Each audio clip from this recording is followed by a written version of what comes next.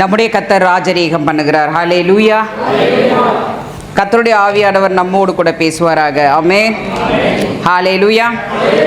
2 கொரிந்தியர் 5வது அதிகாரம் 18வது வசனம். அவர் இயேசு கிறிஸ்துவை கொண்டு நம்மை தம்மோடே ஒப்புரவாக்குதலின் ஊழியத்தை எங்களுக்கு ஒப்பு கொடுத்தார்.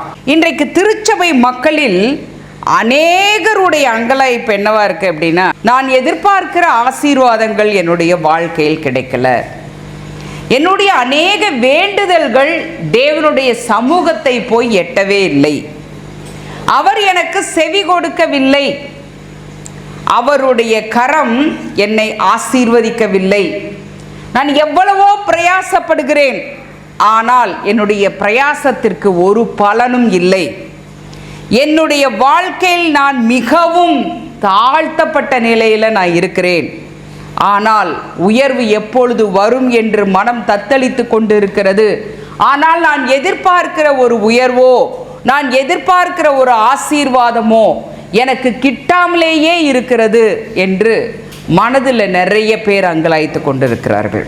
ஹல்லேலூயா. ஆனால் நம்முடைய தேவனை குறித்து முதலாவது நமக்கு ஒரு தெளிவு இருக்கணும். அவர் பட்சபாதம் உள்ளவர் அல்ல. ஹல்லேலூயா. மனுஷரிடத்தில் வேணால் பாரபட்சம் இருக்கும். யாக்கோபை பார்க்கிறோம். இந்த யோசேப்பை அதிகமாய் சிநேகித்ததுனால என்ன பண்ணினா, அவனுக்கு ஒரு பல வர்ற அங்கியை செய்து போடுகிறார். இப்ப பார்க்கறப்பே மற்ற பசங்களுக்கு என்ன தோணுது, நம்முடைய அப்பா நம்மள பாரபட்சமா நடத்துறார். மற்ற பசங்க கிட்ட எல்லாம் தவறுகள் இருந்தது, குற்றங்கள் இருந்தது. யோசேப்பு தேவனுக்கு பயந்தவனாய் வாழ்ந்து கொண்டு இருந்தான். இப்போ மற்ற பசங்களுக்கு நம்ம என்ன தப்பு பண்றோம்னு யோசிக்க தோணல. ஏன் நம்முடைய தகப்பனாருடைய அன்பு நம்முடைய விஷயத்தில் கொஞ்சம் குறைவா இருக்கு அப்படின்லாம் அவங்களுக்கு யோசிக்க தோணல. மாறா யோசேப்பு மேல ஒரு பொறாமை இருந்துச்சு.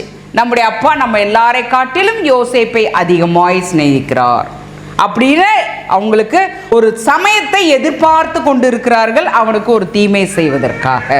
ஆனால் தேவன் ஒருபோதும் பாரபட்சம் உள்ளவர் அல்ல. அவர் தன்னிடத்தில் வந்தவர்களை ஒருபோதும் புறம்பே தள்ளுகிறவரும் அல்ல.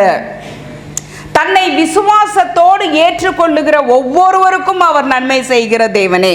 அப்போ பிரச்சனை எங்க இருக்கு அப்படிங்கிறத நம்ம யோசிக்கணும். அவர் தன்னுடைய குமாரனுடைய ரத்தத்தினாலதான் ஒரு காலத்துல மகா கொடிய பாவிகளா நம்ம இருந்தோம், அவரை நோக்கி பார்க்கவும் தகுதியற்றவர்களாய் இருந்தோம், இருளின் பாதையிலே ஓடிக்கொண்டு இருந்தோம், பாவத்தின் பாதையில் ஓடிக்கொண்டு இருந்தோம்.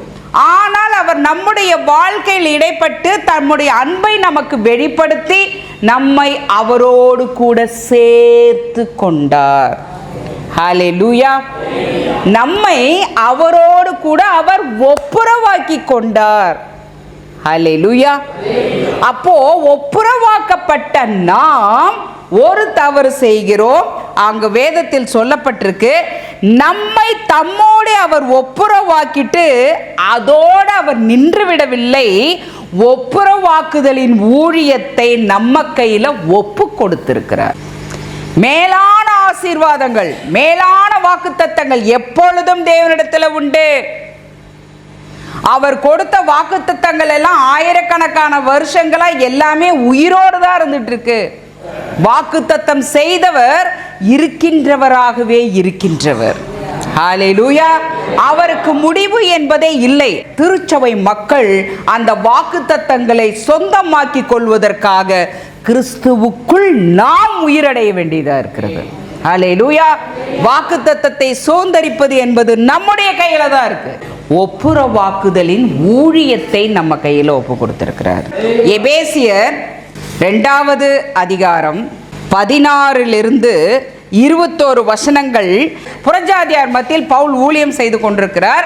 அப்ப அவர்களுக்கு எழுதுற நிருபத்துல சொல்றாரு, ஒரு காலத்தில் இஸ்ரவேல் ஜனங்களே தான் அவர் தன்னுடைய சொந்த ஜனமாக தெரிந்து கொண்டார். அவர்கள் தான் தேவனுக்கு சமீபமாய் இருந்தார்கள். அவர்களுக்கும் சரி, முன்னே ஒரு காலகட்டத்தில் நீங்க தூரமா இருந்தீங்க, உங்களுக்கும் அவர் சமாதானத்தை சுவிசேஷமாக அறிவித்தார். அந்தபடியே நாம் இருதிறத்தாரும் ஒரே ஆவினாலே பிதாவிடத்தில் சேரும் ஸ்லாக்கியத்தை அவர் மூலமாய் நாம் பெற்றுக்கொண்டிருக்கிறோம். ஆகையால் நீங்கள் இனி அந்நியரும் பரதேசிகளுமாயிராமல் பரிசுத்தவான்களோட ஒரே நகரத்தார், ஒரே வீட்டார், ஒரே குடும்பத்தார் அப்படியா இருந்து அப்போஸ்தலர் தீர்க்கதரிசிகள் என்பவர்களுடைய அஸ்திபாரத்தின் மேல் கட்டப்பட்டவர்களுமாய் இருக்கிறீர்கள். அதற்கு இயேசு கிறிஸ்து தாமே மூளைக்கல்லாய் இருக்கிறார். அவர் மேல் மாளிகை முழுவதும் இசைவாய் இணைக்கப்பட்டு கர்த்தருக்குள் பரிசுத்த ஆலயமாக எழும்புகிறது. ஆனா இன்னைக்கு நம்ம கர்த்தரை அறியாத ஜனங்களை பார்த்தாவே நம்ம என்ன பண்றோம்? ஓரம் கட்டிட்டு ஓடிடுறோம். கர்த்தர் பாவத்தை வெறுத்தார், பாவிகளை நேசித்தார். இதை நாம புரிந்து கொள்ளல அப்படின்னா இந்த பூமியில ஒரு ஆத்மாவை கூட நம்மளால தேவனோடு ஒப்புரவாக்கவே முடியாது. அவர்கள் செய்யற பாவங்களை தான் வெறுக்கணும். அவர்களிடத்துல இருக்கிற துன்மார்க்கமான கிரியைகளை வெறுக்கணும். ஆண்டவரை குறித்து வேதத்தில் சொல்லப்பட்டிருக்கிறது, பிசாசின் கிரியைகளை அழிக்கும் பொருட்டே மனுஷகுமாரன் இந்த பூமிக்கு வந்தார். அவனை அழிச்சிடணும்னா அவர் அப்பயே முடிச்சு போயிருக்கலாமே, அவனை விட்டுட்டு போயிருக்க வேண்டிய அவசியமே இல்லையே. தேவன் எதையெல்லாம் வெறுக்கிறாரோ அதையெல்லாம் நம்ம வெறுக்கணும். எதையெல்லாம் அவரை துக்கப்படுத்ததோ, எந்த காரியமெல்லாம் அவரை மனஸ்தாபப்படுத்ததோ அது எல்லாவற்றையும் நம்ம வெறுக்கணும். ஆனால் அப்படி செய்து கொண்டிருக்கிறவர்கள் மீது தேவனுடைய அன்பை வெளிப்படுத்தணும். தேவனோடு அவர்களை ஒப்புரவாக்குகின்ற ஊழியத்தை நாம் செய்யணும். ஹல்லேலூயா. இன்றைக்கு இந்த ஊழியத்தை திருச்சபை மக்கள் செய்யாததுனால இன்றைக்கு திருச்சபை பழுகி பெருகவில்லை. ஆதாமை சிருஷ்டித்த போது அவர் ஆசீர்வதித்த மேலான ஆசீர்வாதம், நீங்கள் பழுகி பெருகி பூமியை நிரப்புங்கள்.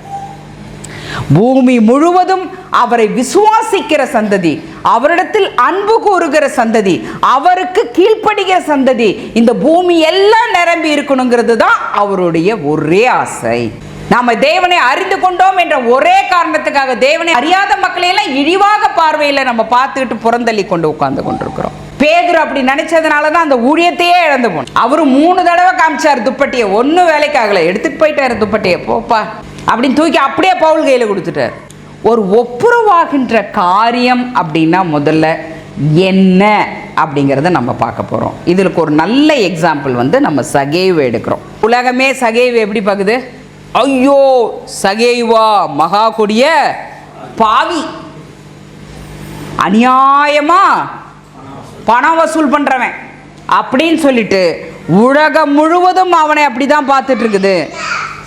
ஆனால் இப்ப ஆண்டவர் இயேசு வருகிறார்.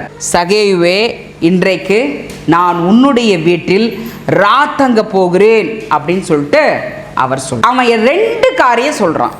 ஏன்? 2 விஷயம் அவன்கிட்ட இருக்கு. அவன் செஞ்ச பாவம் பரத்திற்கு விரோதமாகவும் பாவம் செஞ்சிருக்கிறான், மனுஷனுக்கு விரோதமாகவும் பாவம் செஞ்சிருக்கிறான். ஏன்னா அநியாயமா அடுத்தவங்களை ஏமாத்துறதுங்கிறது பரத்திற்கு விரோதமான பாவம், மனுஷனுக்கு விரோதமானது மட்டும் இல்லை. இன்னைக்கு அப்படிதான் நிறைய பேர் இப்போ ஏமாத்திட்டு உட்காந்துட்டு இருக்கிறது. மனுஷரிடத்திலும் உண்மை உள்ளவர்களாக இருக்கணும், தேவனிடத்திலும் உண்மை உள்ளவர்களாக இருக்கணும். தேவனுடையதை தேவனுக்கும், ராயனுக்கு உண்டானதை ராயனுக்கும் கொடுங்க. இன்றைக்கு எத்தனை திருச்சபை மக்கள் உண்மையா வரி கட்டுறாங்க? அந்த வருமானத்தையே கணக்கில் காட்டாம எத்தனை வருஷம் நம்ம வரி கட்டாம ஓடிக்கிட்டு இருக்கிறோம். ஆனா ஆண்டவர் இயேசு நல்ல எக்ஸாம்பிளா நமக்கு வாழ்ந்து காட்டிட்டு போயிருக்கிறாரு. அப்ப நம்ம யாருக்கு விரோதமா அந்த பாவத்தை செய்றோம்? அப்போ அவருடைய வார்த்தைக்கு நாம கீழ்ப்படியாமல் போகும் பொழுது அந்த பாவம் யாருக்கு விரோதமானது? பரத்திற்கு விரோதமானது. ஆனா நம்ம இப்படி யோசிக்கிறது இல்லை. நம்ம மனசுல என்ன யோசிக்கிறோம்? நம்ம கவர்மெண்ட்டை சீட் பண்றோம், மனுஷனை தான் நம்ம ஏமாத்துறதா நினைக்கிறோம். 1000ல் வாங்கணும்னு ஏமாத்திட்டு இருக்கிறாங்க சிலர், ஆயிரக்கணக்கான கோடிகளை வாங்கி ஏமாத்திட்டு போய் வெளிநாட்டில் போய் உட்காந்துட்டு இருக்காங்க. இளைய குமாரன் தன்னுடைய தகப்பன் கிட்ட வந்து ஒரு விஷயம் சொல்றான். என்னது? நான் பரத்திற்கு விரோதமாகவும் உமக்கு விரோதமாகவும் பாவம் செய்தேன். யோசிச்சு பாருங்க, என்ன செஞ்சான் அவன்? அப்பா கிட்ட என்னோட ஆஸ்தியை பிரிச்சு கொடுன்னு கேட்டான். அவர் அவனோட பங்கை பிரிச்சு கொடுத்துட்டார். கொடுக்கும் பொழுதே அப்பாவுக்கு நல்லா தெரியும். என்ன தெரியும்? இவன் நஷ்டப்படுத்த போறான் தெரிஞ்சே தான் கொடுக்குறாரு. பிசாச கத்தர் பன்றிகளுக்குள்ள போகும்படியா கட்டளையிட்டார்னு நம்ம பார்க்குறோம். அதுக்கு என்ன கேட்டுச்சு? இந்த பன்றி கூட்டத்துக்குள்ள எங்களை போகும்படியாக உத்தரவு கொடும்னு ஆண்டவர் இயேசு கிட்ட கேட்ட உடனே ஆண்டவர் இயேசு என்ன சொல்றாரு? போங்கன்னு சொல்லி உத்தரவு கொடுக்குறாரு. கடைசியில் அந்த பன்னிங்கெல்லாம் என்ன ஆச்சு? கடல்ல போய் எல்லாம் விழுந்து செத்து போச்சு. அப்போ நம்ம வேதத்துல ஒரு ஆவிக்குரிய அர்த்தத்துல நம்ம பன்றிகள் அப்படிங்கிற அந்த வார்த்தையை கேட்கும் பொழுதே பிசாசுடைய கூட்டமாய் நம்ம அதை பார்க்கிறோம் ஆவிக்குரிய அர்த்தத்துல. ஓகேவா? இப்போ தேவகுமாரனா இருந்தவன், கர்த்தருடைய பிள்ளையா இருந்தவன் இப்ப எங்க இருக்கிறான்? பிசாசுடைய கூட்டத்துல இருக்கிறான். பன்றி சாப்பிடுகிறத சாப்பிடுறான்னா என்ன அர்த்தம்? அவன் பிசாசுடைய கூட்டத்துல ஒருத்தனா ஆயிட்டான்னு அர்த்தம். ஒரு காலகட்டத்தில் மாற்றத்தை விரும்புகிறான். கிறிஸ்தவ வாழ்க்கையின் ஆரம்பம் எங்க தெரியுமா ஆரம்பமாகுது? மாற்றத்தை எப்பொழுது நாம உண்மையாய் விரும்ப ஆரம்பிக்கிறோமோ அப்பதான் கிறிஸ்தவ வாழ்க்கையோட ஃபர்ஸ்ட் ஸ்டெப். ஜஸ்ட் ஞான ஸ்நானம் எடுத்ததுனால மட்டுமே அல்ல, பேரை மாற்றி கொண்டதுனால மட்டுமே அல்ல, தசம பாகம் காணிக்கையும் கொடுக்கிறது மட்டுமே அல்ல, இல்ல வாரம் நான் வந்து ஆராதனையில கலந்துக்கிறேன் அப்படிங்கிறது மட்டுமல்ல, திருச்சபை கூட்டங்கள்ல கலந்துக்கிறேங்கிறது மட்டுமல்ல, ஆண்டவர் இயேசுக்குள்ளாக நான் புது சிருஷ்டியாக, நான் அவருடைய வார்த்தையோடு கூட அவர் கொடுத்திருக்கிற பிரமாணங்களோடு என்னுடைய வாழ்க்கையை நான் ஒப்புரவாக்கி கொள்ள முதல்ல நான் அதை விரும்புறேன் பாருங்க. அதுதாங்க கிறிஸ்தவ வாழ்க்கையுடைய ஆரம்பம். உண்மையிலேயே வேதத்தின்படி முதல்ல அந்த ஆரம்பத்துக்கு நம்ம முதல்ல வந்துட்டோமான்னு யோசிக்கணும். பிள்ளைங்க ஃபர்ஸ்ட் ரேங்க் வாங்கணும்னு நினச்சிட்டு மட்டுமே இருந்தாங்கன்னா ஃபர்ஸ்ட் ரேங்க் வந்துடுமா? அதுக்கு அவங்க நல்லா படிக்கணும், நல்லா பாடத்தை புரிஞ்சிக்கணும். பாடத்தை புரியலன்னா டீச்சர்கிட்ட கேட்கணும், இல்லை அப்பா அம்மா படிச்சிருந்தாங்கன்னா அப்பா அம்மாட்ட கேட்கணும், கூட படிக்கிற பிள்ளைகள்கிட்ட கேட்கணும். அப்போ நாம் எப்படி கேட்கணும்? திருச்சபை மக்கள் ஒன்றாக அமர்ந்து வேதத்தை தியானிக்கணும், வேதத்தை குறித்து பேசணும். நம்ம என்ன பண்ணுவோம்? அந்த மாற்றங்கள். இந்த வார்த்தைக்கு விரோதமாக இன்னும் என்னோட வாழ்க்கை இருக்கிறது. நான் அநேக முறை கோபப்படுகிறேன். இந்த கோபத்தில் எத்தனை முறை வரம்பு மீறி தேவனுக்கும் பரத்திற்கும் விரோதமாக வார்த்தைகளை நான் விடுறேன். நம்ம நினைக்கிற மனுஷனுக்கு விரோதமாக வார்த்தைகளை இல்லை. கோபம் கொண்டாலும் பாவம் செய்யதான் என்கிறது தேவனுடைய கட்டளை. இப்ப அந்த கட்டளையை மீறி நம்ம கோபத்துல வரம்பு மீறி வார்த்தைகளை விடுறோம் அப்படின்னா மனுஷனுக்கு விரோதமாக செய்வது மட்டுமல்ல, யாருக்கு விரோதமா செய்யறோம்? பரத்திற்கு விரோதமாக செய்யறோம். மனுஷனுக்கு விரோதமான பாவம் ரெண்டுமே செய்யறோம். இப்போ முதல்ல மனமாற்றத்தை விரும்புகிறான். வாழ்க்கை மாறணும், வாழ்க்கை இப்படியே பிசாசோட கூட்டத்தோடையே நான் இருந்துடக்கூடாது, நான் மேற்கொண்டு உயரணும். எந்த இடத்திலிருந்து நான் வந்த கீழே விழுந்தனோ மறுபடியும் என்னுடைய வாழ்க்கை மேலாக உயரணும் அப்படின்னு முதல்ல நினைக்கிறான். பார்த்தீங்களா? அந்த நினைவு தான் உண்மையான கிறிஸ்துவ வாழ்க்கையின் ஆரம்பம். நம்ம ஏன் நிறைய விஷயங்களை தொடர்ந்து நம்ம தவறான ரூட்லேயே போய்கிட்டு இருக்கிறோம் அப்படின்னா, அநேக காரியங்களை நம்ம என்ன நினைக்கிறோம்? மனுஷனுக்கு விரோதமாக செய்கிறதா மட்டுமே நினைக்கிறோம், கவர்மெண்ட்டுக்கு எகென்ஸ்டாக செய்கிறதா மட்டுமே நினைக்கிறோம். பரத்துக்கு விரோதமாக நம்ம செய்கிறதா நமக்கு இன்னும் நினைவே வரல. கடைசியில் அப்பா கிட்ட வந்து சொல்கிறான், உமக்கும் பரத்திற்கும் விரோதமாக நான் பாவம் செய்தேன். தேவனோடும் ஒப்புரவாகணும், மனுஷரோடும் ஒப்புரவாகணும். நாம் செய்கின்ற தவறுகளினால், நம்முடைய வார்த்தைகளினால், நம்முடைய கிரியைகளினால் இந்த பூமியிலே அநேகர் பாதிக்கப்பட்டிருப்பார்கள், அநேகர் நஷ்டத்துக்குள்ளாயிருப்பார்கள், அநேகர் மனதளவில் வேதனைக்குட்பட்டிருப்பார்கள்.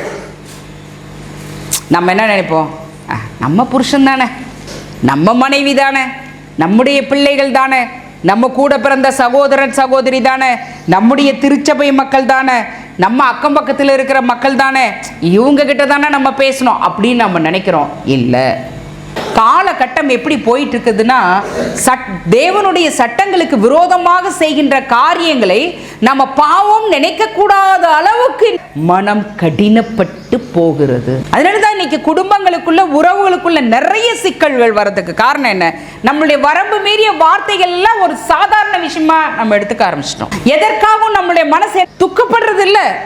துக்கப்படாத பொழுது போய் நான் தேவனோடும் ஒப்புரவாகணும், மனுஷனோடும் நான் போய் ஒப்புரவாகணும் அப்படிங்கிற எண்ணமே நம்மளுடைய லைஃப்ல நமக்கு வர்றதில்லை. எப்போ நம்ம இந்த ஒப்புரவாகாமல் இருந்து கொண்டிருக்கிறோமோ முதல்ல நம்ம நினச்சிக்கணும், நாம் தேவனுக்காக செய்கிற எதையுமே பரலோகம் அங்கீகரிக்க போகிறதில்லை. இன்க்ளூடிங் நம்ம போடுற காணிக்கை முதற்கொண்டு, தசமபாகம் முதற்கொண்டு பரலோகம் அங்கீகரிக்காது, ஏற்றுக்கொள்ளாது. பரலோக ராஜ்யத்தில் நம்ம அக்கௌண்ட்டில் ஏறவும் ஏறாது. இப்போ இந்த சகேயை பார்த்தோம் அப்படின்னா, ஆண்டவர் இயேசுவோட பேச ஆரம்பித்த உடனே அவன் பாருங்கள், முதல்ல அவன் யோசித்தது என்ன தெரியுமா? அந்த ஒப்புரவாகிற காரியத்தை தான் யோசிக்கிறேன். 2 காரியம் சொல்கிறான். நான் யார்கிட்டையாச்சும் அநியாயமாக நான் வாங்கினது உண்டானால் நாளத்தனையாய் கொடுக்குறேன்னு சொல்கிறான். மனுஷனுக்கு விரோதமாக என்ன செஞ்சானோ அதில் தன்னை ஒப்புரவாக்கிக்கிறான். 100 ரூபா அநியாயமாக வாங்கியிருந்தேன்னா 400 ரூபாயை நான் திரும்ப தேடி போய் நான் கொடுக்குறேன். சகேயுவாகிய நான் யாரிடத்துல எல்லாம் அநியாயமாக வாங்கினேனோ அவர்களெல்லாம் தயவு செய்து இந்த தேதியில் இந்த இடத்துல நீங்கள் வந்து நாளத்தனியாய் பெற்றுக்கொள்ளுங்கள் அப்படின்னு சொல்லி போய் போஸ்டர் அடிக்க முடியும்? இல்லை. யாருக்கிட்டெல்லாம் வாங்கினான்னு அவன் மனசாட்சி சொல்லுதோ அவங்க அத்தனை பேரையும் தேடி போய் இவன் 4 மடங்காக கொடுத்து மன்னிப்பு கேட்கணும். நம்ம எத்தனையோ வார்த்தைகளை எத்தனை பேர்கிட்ட நம்ம விட்டுருப்போம். நம்ம ஒர்க் பண்ணுற ஆஃபீஸில் இருக்கலாம், நம்ம அக்கம் பக்கத்தில் இருக்கிற மக்களாக இருக்கலாம், திருச்சபை சகோதர சகோதரில் whoever it may be, குடும்பத்தாராக இருக்கலாம். நம்முடைய வார்த்தைகள் அவர்களை புண்படுத்தி இருக்குமானால் யோசித்து பார்த்து தேடி போய் அவங்க கிட்ட இறங்கி நம்மளை தாழ்த்தி அவர்களிடத்தில் முதல்ல மன்னிப்பு கேட்டு ஒப்புரவாகிறோமா? அதனால தான் கர்த்தர் சொல்கிறாரு, சாயங்காலத்துக்குள்ளே உன்னுடைய எல்லாமே என்ன ஆயிடணும்? தனிஞ்சு போயிடணும். சாயங்காலத்துக்குள்ளே ஒப்புரவாயிடணும். அது அடுத்த நாளுக்கு கிறிஸ்தவம் என்ன பண்ணிட்டு போகக்கூடாது? தள்ளி வச்சுட்டு போகக்கூடாது. சிலர்லாம் பார்த்தோம்னா அப்படியே வார கணக்கில், மாச கணக்கில், வருஷ கணக்கில் என்ன பண்ணுவாங்க? ஒப்புரவாகாமல் உட்காந்துக்கிட்டே இருப்பாங்க. இதை பெருமையாகவும் பேசிக்கிட்டு இருப்பாங்க. ஒப்புரவாகிறப்ப லாஸ் யாருக்கு? சகேயுக்கு. அன்னைக்கு அவன் அநியாயமாக வாங்கினது 100 ரூபா தான். இன்னைக்கு எவ்வளவா கொடுத்தாகணும்? எஸ். ஒப்புரவாகும் பொழுது நமக்கு இழப்பு இருக்கும், லாஸ் இருக்கும். ஆனால் அந்த சந்தோஷமாக அந்த நஷ்டத்தையும் நாம் ஏற்றுக்கொண்டு ஒப்புரவாகும் பொழுது பரலோகம் பல மடங்காய் நம்மளை ஆசீர்வதிக்கும். ஹல்லேலூயா. இன்றைக்கு நம்ம அதை யோசிக்காம தான் யாரோடையும் ஒப்புரவாகிறது இல்லை. இன்றைக்கு எத்தனை திருச்சபை குடும்பங்கள்ல இந்த சொத்து பிரச்சனை, பாக பிரச்சனை சொல்லிட்டு எல்லாவற்றையும் நம்ம ஓரம் கட்டிட்டு உட்காந்துட்டு இருக்கிறோம். ஒப்புரவாகாம இருக்கிறோமா இல்லையா? எங்கிருந்து தேவன் நமக்கு ஆசீர்வாதம் கொடுக்க போறாரு? ஆண்டவர் சொல்ற, அழிந்து போகின்ற பொருட்களால ஆத்துமாக்களை ஆதாயப்படுத்தப்பாரு, அழிந்து போகின்ற பொருளுக்காக அடிச்சிட்டு இருக்க வேண்டாம் அப்படின்னு கர்த்தர் சொல்றாரு. ஆனா நாம என்ன பண்றோம்? அதற்காக எத்தனை உறவுகளை எல்லாம் முறிச்சிட்டு இடிச்சு தள்ளிட்டு உட்காந்துட்டு இருக்கிறோம். எங்கிருந்து நம்மளை கர்த்தர் மேல உயர்த்துவார்? 300% இவன் லாஸை ஏத்துக்கிட்டான். யாரு? சகேயு. கர்த்தரோட ஒப்புரவாகிறதுக்கு சொல்றான், நான் என்னோட ஆஸ்தியில் பாதியை ஏழைகளுக்கு நான் கொடுத்துடுறேன்னு சொல்றான். தேவனுக்கு விரோதமா செஞ்சுட்டா, இப்போ அதை கர்த்தருக்கு திரும்ப செய்யணும். எப்படி செய்யறது? ஏழைகளுக்கு இறங்குகிறவன் கர்த்தருக்கு கடன் கொடுக்கிறான். அப்போ தரித்திரருக்கு செய்யும் பொழுது அது கர்த்தரோடு ஒப்புரவாவதற்கு எதுவான காரியம். அப்ப என்ன பண்றான்? நான் என்னோட ஆஸ்தியில பாதியை நான் ஏழைகளுக்கு கொடுத்துறேன் அப்படின்னு சொல்லிட்டு தேவனோடு கூட ஒப்புரவாகிறான். 2 கொரிந்தியர் 9வது அதிகாரம் 8-9 வசனங்கள். நீங்கள் எல்லாவற்றிலும் எப்பொழுதும் சம்பூர்ணமுடையவர்களாயும் சகலவித நற்கிரியைகளிலும் பெருகுகிறவர்களுமாய் இருக்கும்படியாக தேவன் உங்களிடத்தில் சகலவித கிருபையும் பெருகச் செய்ய வல்லவராய் இருக்கிறார். வாரி இறைத்தான், ஏழைகளுக்கு கொடுத்தான், அவனுடைய நீதி என்றென்றைக்கும் நிற்கும் என்று எழுதியிருக்கிறது. அப்ப ஏழைகளுக்கு கொடுக்கிறவன் யாருக்கு கொடுக்கிறான்? தேவனுக்கு கொடுக்கிறான். தசமபாவம் கொடுக்கறதுக்கே நம்ம அழுகிறோம், காணிக்கை கொடுக்கறதுக்கே அழுகிறோம். சகே என்ன சொல்றான்? ஆஸ்தியில நான் பாதியை கொடுத்துடுறேன்.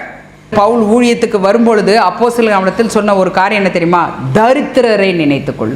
பவுலும் அதனால சபைகளுக்கு எழுதுகிற ஒவ்வொரு நிருபத்திலையும் தரித்திரரை நிறைத்துக் கொள்ளுங்கள். அப்படி நம்ம செய்யறது உண்டா? தேவனோடு அப்படி செய்து நம்ம ஒப்புரவாகிறது உண்டா? எத்தனையோ விஷயங்கள்ல நம்ம எவ்வளோ தவறுகள் செய்கிறோம். குற்றங்கள் உண்டு, அக்கிரமங்கள் உண்டு, மீறுதல் உண்டு, எல்லாமே உண்டு. அதில் தேவனோடு போய் ஒப்புரவானோமா?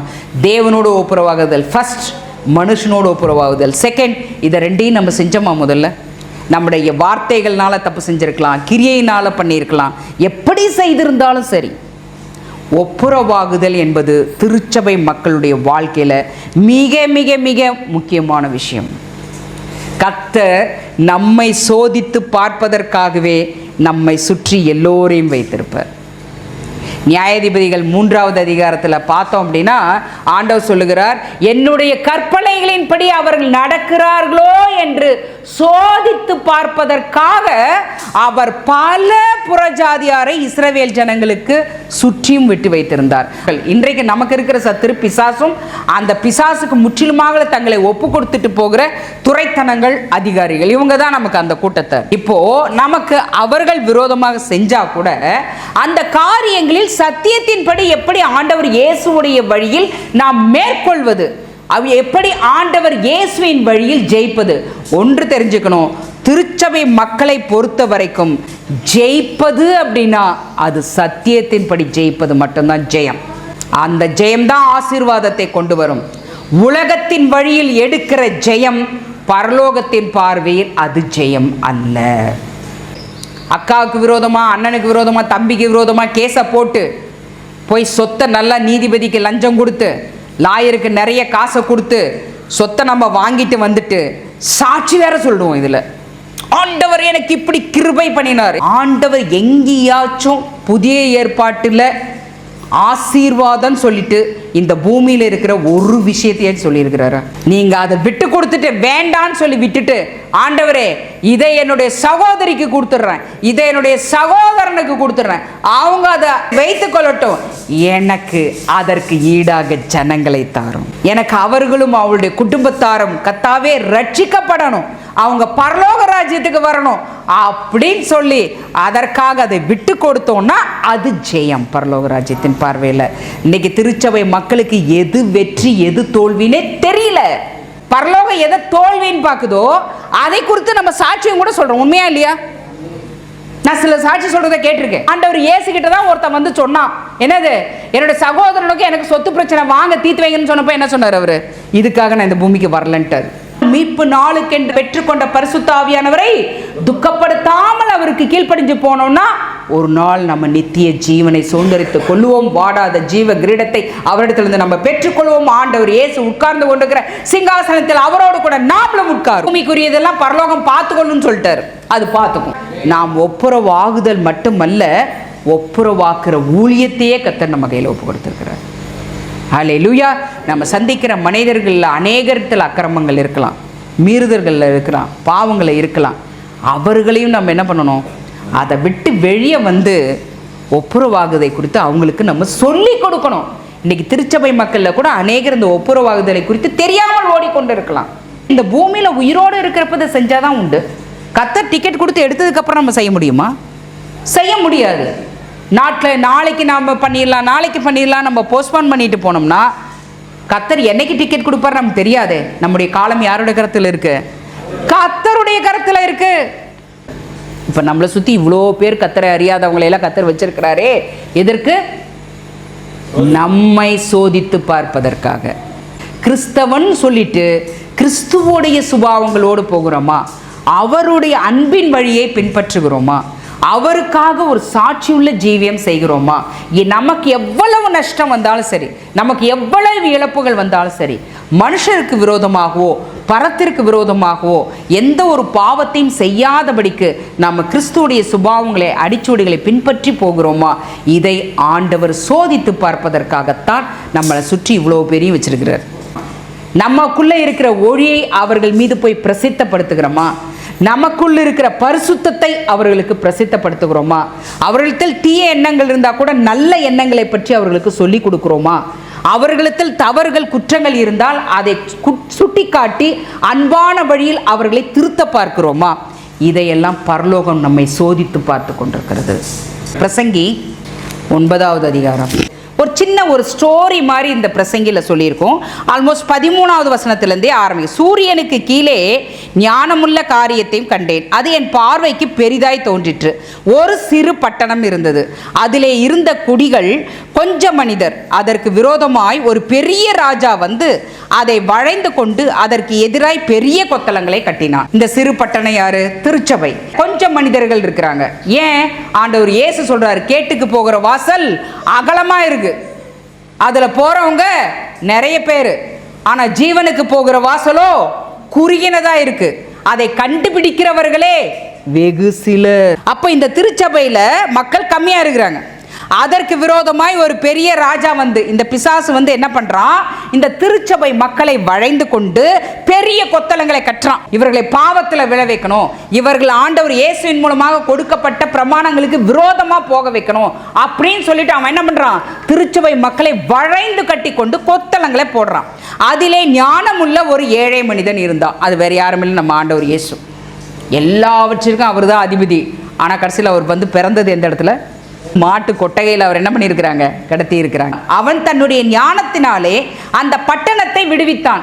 இந்த பிசாசினால் வந்த சாபங்கள்ல இருந்து, தலைமுறை சாபங்கள், பாவங்கள் எல்லாவற்றிலிருந்தும் அந்த ஏழை மனிதன் என்ன பண்றான், விடுவிக்கிறான். ஆனாலும் அந்த ஏழை மனிதனை ஒருவரும் நினைக்கவில்லை. ஆகையால் ஏழையின் ஞானம் அசட்டை பண்ணப்பட்டு அவன் வார்த்தைகள் கேட்கப்படாமல் போனாலும் பெலத்தை பார்க்கிலும் ஞானமே உத்தமம் என்று நம்ம கிறிஸ்தவர்கள் சொல்கிறோம். நிறைய பண்டிகைகளெல்லாம் நம்ம கொண்டாடிட்டு தான் இருக்கிறோம். ஆனால் கிறிஸ்து நமக்கு சொல்லியிருக்கிறாரே, அதில் எத்தனை விஷயங்களுக்கு நம்ம கீழ்ப்படுகிறோம். கீழ்ப்படிதல் தான் உத்தமம். பெலத்தை பார்க்கிலும் ஞானமே உத்தமம் என்றேன். கொலோசியர் 1வது அதிகாரம் 21வது வசனம். முன்னே அந்நியராயும் துர்க்கிரியைகளினாலே மனதிலே சத்துருக்களாயும் இருந்த உங்களையும் பரிசுத்தராகவும் குற்றமற்றவர்களாகவும் கண்டிக்கப்படாதவர்களாயும் தமக்கு முன் நிறுத்தும்படியாக அவருடைய மாம்ச சரீரத்தில் அடைந்த மரணத்தினாலே இப்பொழுது ஒப்புரவாக்கினார். எந்த மனுஷனையும் பிரகாசிக்க செய்கின்ற மெய்யான ஒளி அவருடைய அன்பின் வழியை பின்பற்றி அக்னியில் விழப்போகிற சிலரையாவது நம்ம இழுத்து விட்டு நம்ம தேவனோடு கூட ஒப்புரவாக்கணும் அப்படின்னா பரலோகத்தின் கதவு நமக்கு திறக்கும். இந்த பூமியில் நம்ம கேட்காமலேயே ஆசீர்வாதங்கள் நம்மை தேடி வரும், நன்மைகள் எல்லாம் நம்மை தேடி வரும். ஜோதிகளின் பிதாவிடத்திலிருந்து அந்தந்த காலகட்டத்தில் எல்லாமே இறங்கி வரும். நம்ம செய்ய வேண்டியது முதலாவது மனுஷரோடும் தேவனோடும் ஒப்புரவாக வேண்டிய காரியங்கள் எல்லாவற்றிலும் ஒப்புரவாகணும். ஒவ்வொரு நாளும் தயவு செய்து தனி ஜெபத்துக்கு முதலிடம் கொடுங்க. அந்த தனி ஜெபத்தில் நிதானிச்சு பாருங்க, ஆண்டவர் மூலமாக சொல்லப்பட்ட வார்த்தைகளில் எத்தனை வார்த்தைகளில் நான் ஒப்புரவாகியிருக்கிறேன், இன்னும் எத்தனை வார்த்தைகளில் என்னோடய வாழ்க்கை இன்னும் அவரோடு கூட ஒப்புரவாகாமல் இருக்கிறது. மனுஷரோடு நான் எத்தனை விஷயத்தில் ஒப்புரவாகாமல் இருக்கேன், தேவனோடு எத்தனை விஷயத்தில் நான் ஒப்புரவாகாமல் இருக்கேன். இதையெல்லாம் நிதானித்து பார்த்து ஒப்புரவாகுதல் ரொம்ப முக்கியம். இதை நாம் ஒப்புரவாகுதலின் ஊழியத்தை செய்தாதான் பரலோகத்தையும் சுதந்திரிக்க முடியும். இந்த பூமியில் நம்ம கேட்காமலேயே பரலோகம் நம்மை மேலும் மேலும் ஆசீர்வதிக்கும்.